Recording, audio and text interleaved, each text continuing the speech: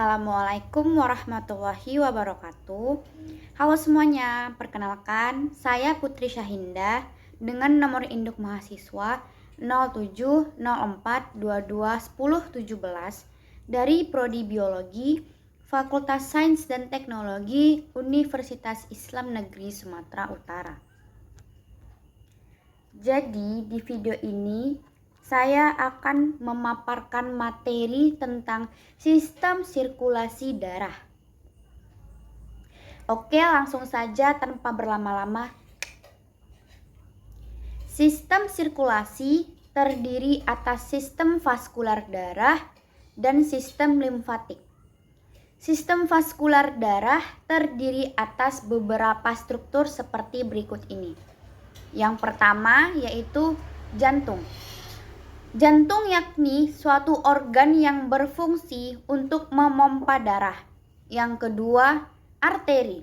Arteri yaitu serangkaian pembuluh eferen yang makin mengecil sewaktu bercabang, dan arteri berfungsi untuk mengangkut darah dengan nutrien dan oksigen ke jaringan. Yang ketiga, kapiler. Kapiler yaitu pembuluh darah terkecil berupa jalinan saluran yang sangat halus dan paling rumit yang saling beranastomosis, dan dindingnya merupakan tempat berlangsungnya pertukaran zat antara darah dan jaringan.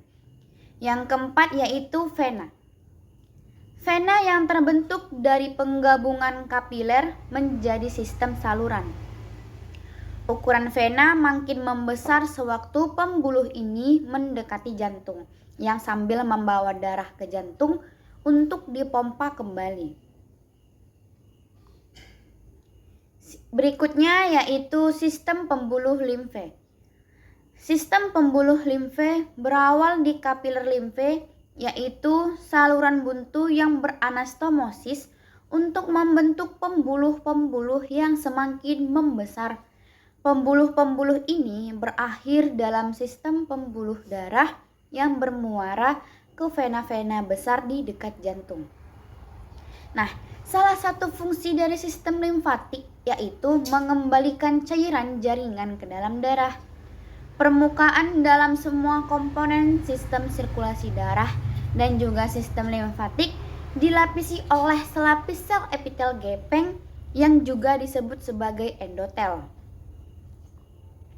Sistem sirkulasi terbagi menjadi makrovaskulatur dan juga mikrovaskulatur. Makrovaskulatur yaitu pembuluh yang berdiameter lebih dari 0,1 mikromilimeter. Arteriolnya besar, arterinya muskular dan elastis, serta vena muskular.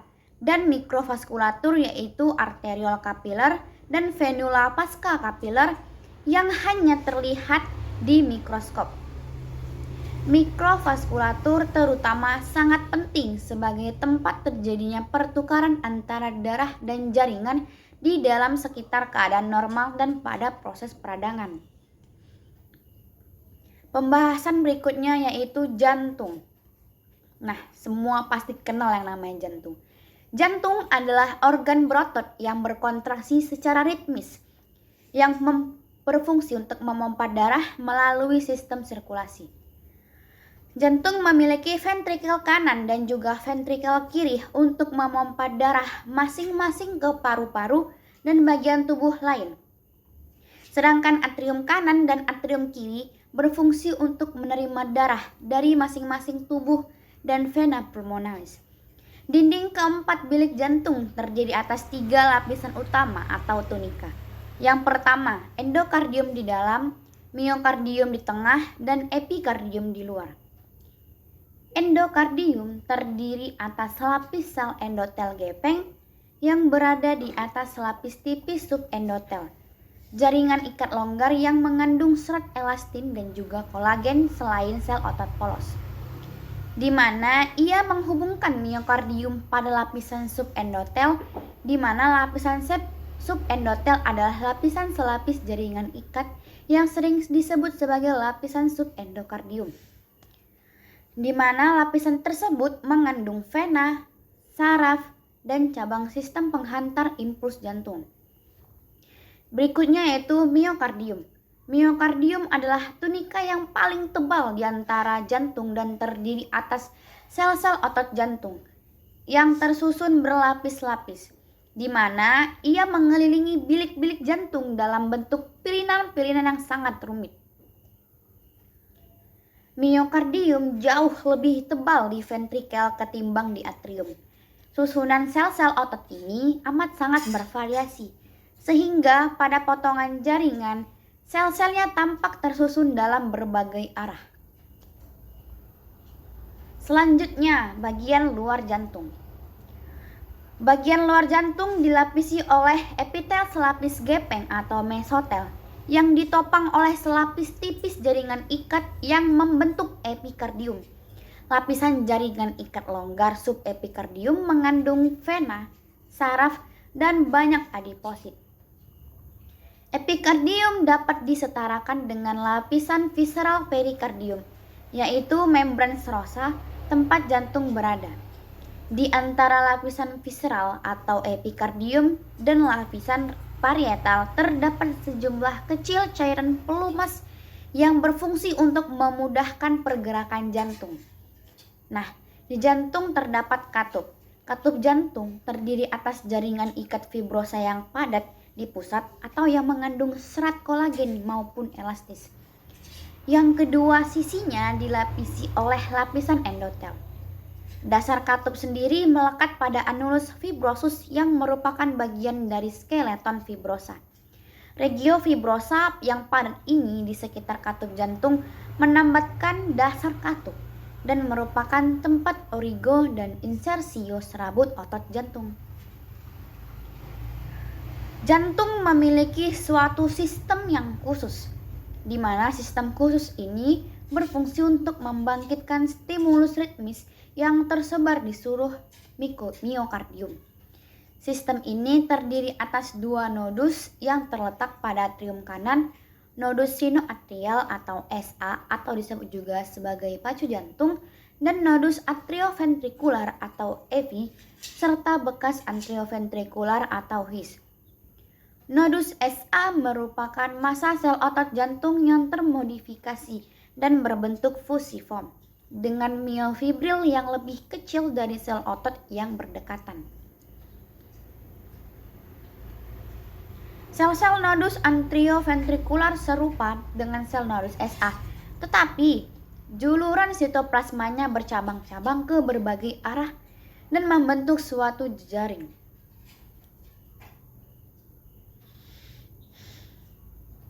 Berkas AV berasal dari nodus yang sama, berjalan di sepanjang septum antar ventrikel dan terbagi menjadi berkas kiri dan kanan. Dan ia juga bercabang ke kedua ventrikel. Sel atau serabut sistem penghantar impuls secara fungsional disatukan oleh celah. Nah, serabut distal pada berkas AV dibentuk oleh sel-sel yang serupa dengan sel nodus AV. Serabut otot penghantar atau conducting myofiber atau serabut Purkinje ini memiliki satu atau dua inti di pusat dan sitoplasma yang kaya akan mitokondria dan juga glikogen. Miofibril yang amat jarang dijumpai dan terbatas di bagian tepi sitoplasma. Setelah menyusuri jejaring subendokardium penghantar, serabut tersebut memasuki lapisan miokardium di kedua ventrikel, suatu susunan penting yang memungkinkan stimulus kontraksi mencapai pada lapisan-lapisan terdalam pada otot ventrikel. Berikutnya yaitu jaringan dinding vaskular. Dinding pembuluh darah besar mengandung 3 komponen struktural dasar, yaitu selapis endotel gepeng, otot polos, dan jaringan ikat dengan elemen elastis selain kolagen. Jumlah dan susunan jaringan ini di pembuluh darah dipengaruhi oleh faktor mekanis, terutama tekanan darah dan faktor metabolik yang menggambarkan kebutuhan jaringan setempat. Endotel merupakan suatu tipe khusus yang bekerja sebagai suatu sawar semi permeabel di antara kedua kompartemen internal, plasma darah dan cairan jaringan interstitial. Endotel sangat terdiferensiasi untuk memperantarai dan memantau secara aktif pertukaran dua arah molekul kecil dan juga membatasi transport sejumlah makromolekul. Selain perannya pada pertukaran antara darah dan jaringan sel endotel juga melakukan sejumlah fungsi, termasuk produksi faktor vasoaktif yang mempengaruhi tonus vaskular seperti nitrogen oksida, endotelin dan agen vasokonstriktif, dan konversi angiotensin 1 menjadi angiotensin 2. Berikutnya yaitu rancangan struktural pembuluh darah. Pembuluh darah umumnya terdiri atas lapisan atau tunika seperti berikut ini. Yang pertama yaitu tunika intima memiliki satu lapis sel endotel, di mana ia menopang selapis tipis subendotel jaringan ikat longgar yang kadang-kadang mengandung sel otot polos. Pada arteri, intima dipisahkan dari tunika media oleh suatu lamina elastika intema, yaitu komponen terluar intima lamina ini. Lamina ini yang terdiri atas elastin memiliki celah atau fenestra yang memungkinkan terjadinya difusi zat untuk memberikan nutrisi ke sel-sel bagian dalam dinding pembuluh. Yang kedua yaitu tunika media. Tunika media yaitu lapisan tengah terutama terdiri atas lapisan konsentris sel-sel otot polos yang tersusun secara berpilin. Di antara sel-sel otot polos terdapat berbagai serat dan lamela elastin, serat retikular kolagen tipe 3, proteoglikan, dan glikoprotein yang kesemuanya dihasilkan oleh sel-sel ini. Pada arteri, tunika media memiliki lamina elastika eksterna yang lebih tipis yang memisahkannya dari tunika adventitia. Ketiga, tunika adventitia atau tunika eksterna terutama terdiri atas serat kolagen tipe 1 dan elastin. Lapisan adventitia berangsur menyatu dengan jaringan ikat stromal organ tempat pembuluh darah berada.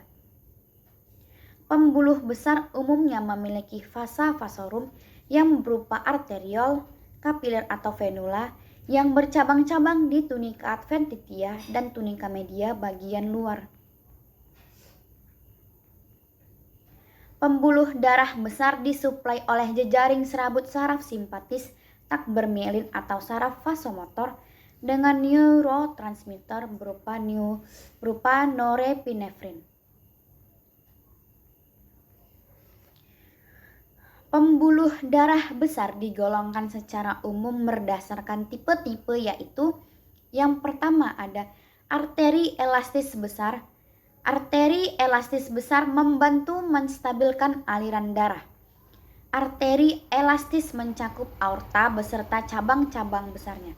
Nah, apabila dipotong dalam keadaan segar, arteri ini berwarna kekuningan karena banyaknya elastin di bagian medianya. Kedua, arteri muskular. Arteri muskular dapat mengendalikan banyaknya darah yang menuju organ dengan mengontraksikan atau merelaksasikan sel-sel otot polos tunika media. Tunika intima memiliki lapisan subendotel yang sangat tipis dan lamina elastika interna, yaitu komponen terluar tunika intima tampak amat jelas.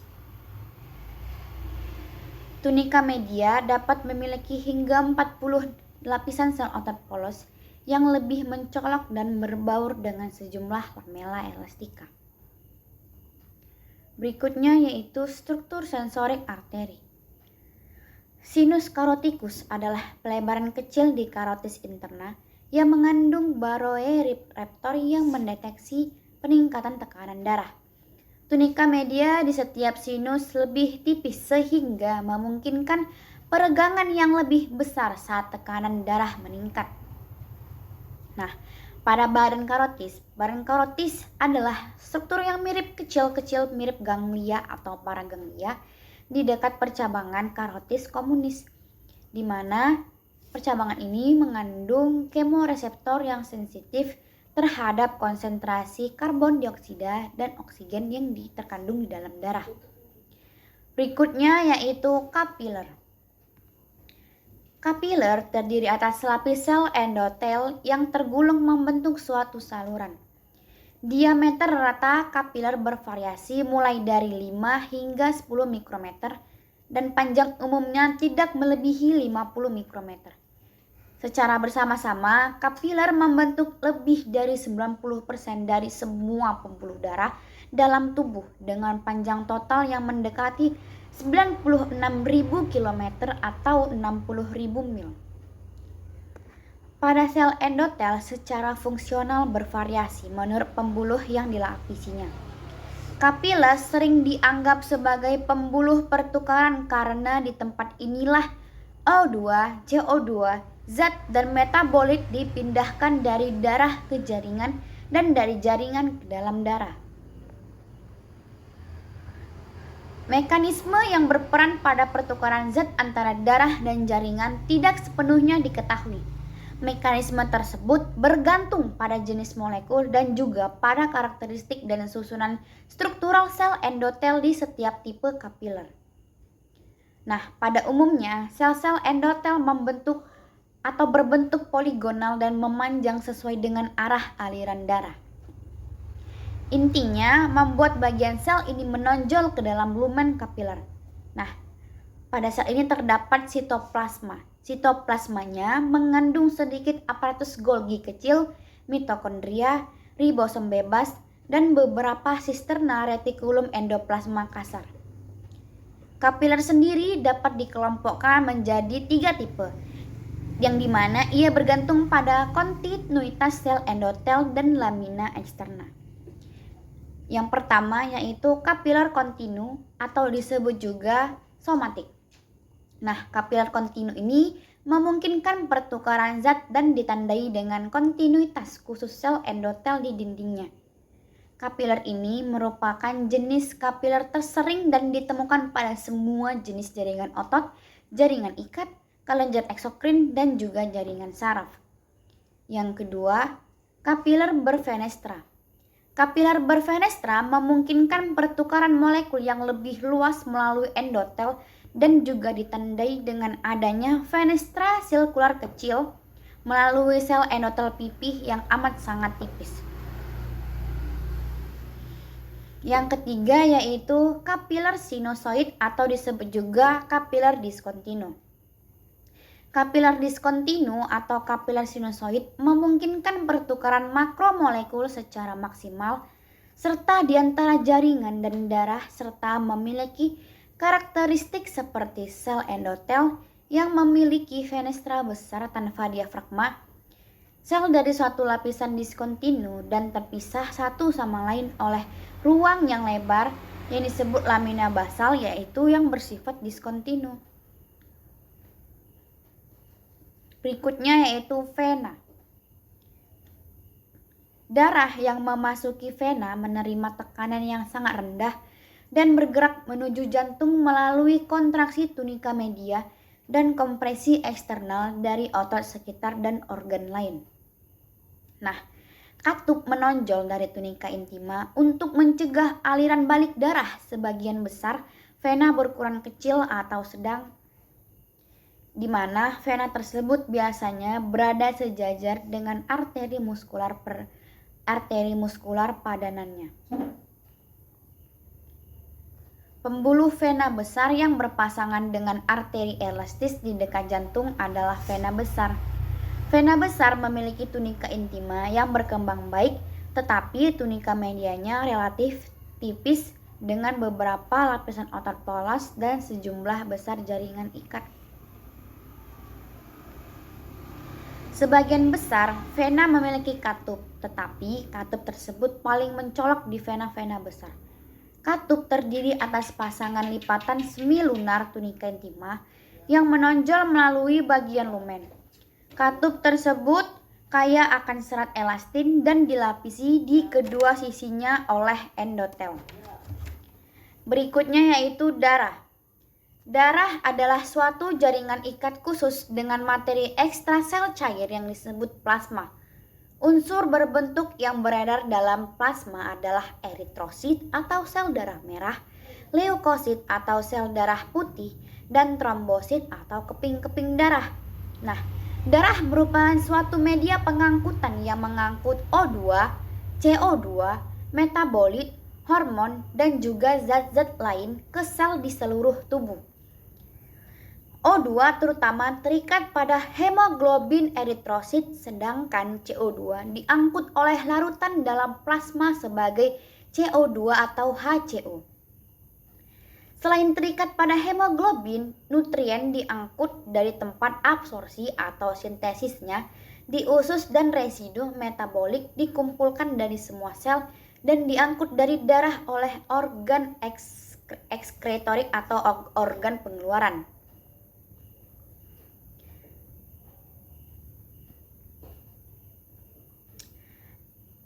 Distribusi hormon di darah memungkinkan pertukaran pesan kimiawi antara organ-organ yang berjauhan untuk fungsi normal sel. Berikutnya itu komposisi plasma. Plasma adalah suatu larutan cair dengan pH 7 yang mengandung substansi dengan berat molekul rendah atau tinggi yang membentuk 8-10% dari volumenya. Protein plasma utama mencakup beberapa, yaitu yang pertama ada albumin, yang kedua alfa globulin, yang ketiga ada Y globulin, yang keempat protein komplement, yang kelima ada fibrinogen protein. Berikutnya yaitu sel darah. Sel darah terdiri dari eritrosit atau sel darah merah, yang kedua yaitu ada leukosit, sel darah putih, dan yang ketiga ada trombosit, keping-keping darah. Nah, sesuai jenis granul dalam sitoplasma dan bentuk intinya, leukosit terbagi menjadi dua kelompok, yaitu granulosit dan agranulosit. Granulosit memiliki inti polimorfik dengan dua atau lebih lobus dan mencakup neutrofil, eosinofil, dan juga basofil.